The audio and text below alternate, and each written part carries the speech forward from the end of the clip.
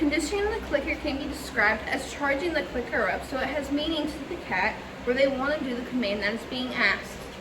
The type of learning used is operant conditioning. The tricks and commands that were taught to the animal will be remembered for years because it's something that they learned and they weren't forced to do. I was able to condition my kitten to the clicker by clicking it, and once he looked at me, I then rewarded him with a treat. After 5 to 6 times of doing this, he began to give me his attention. So when he looked at me, I would then click the clicker and reward him.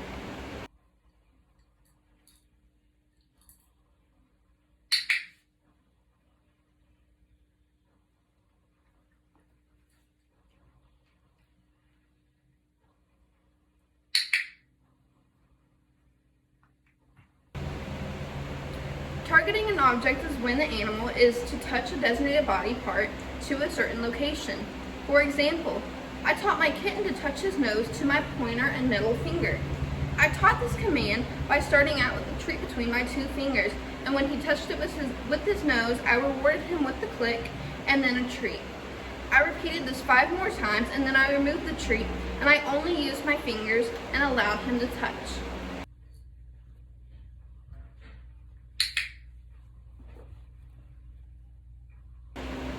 Capturing behavior is waiting for the behavior you command to happen.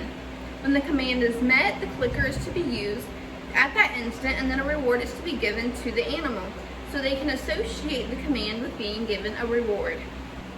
Since my kitten knew how to touch an object, I pushed that command further and trained him to stand on his hind end and to tap my hand while standing up.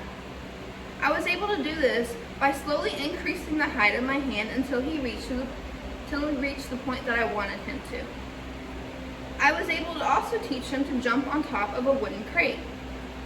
At first, he was scared of the noise it made when jumping onto it, so I added a blanket to soften the sound.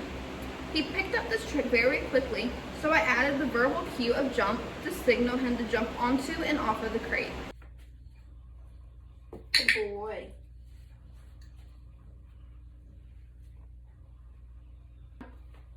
Jump. Jump.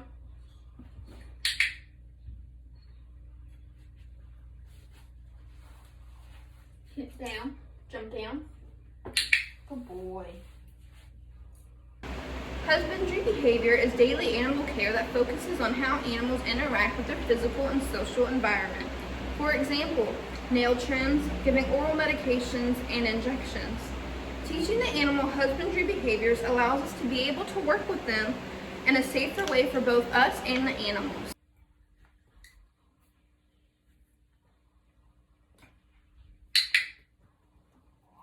Good boy.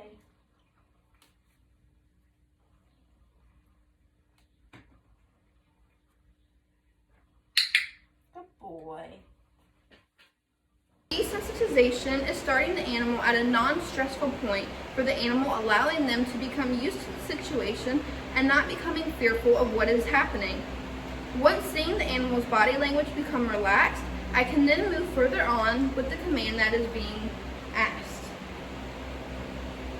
Classical counter conditioning is when you associate a negative emotional state to something that causes a positive emotional state.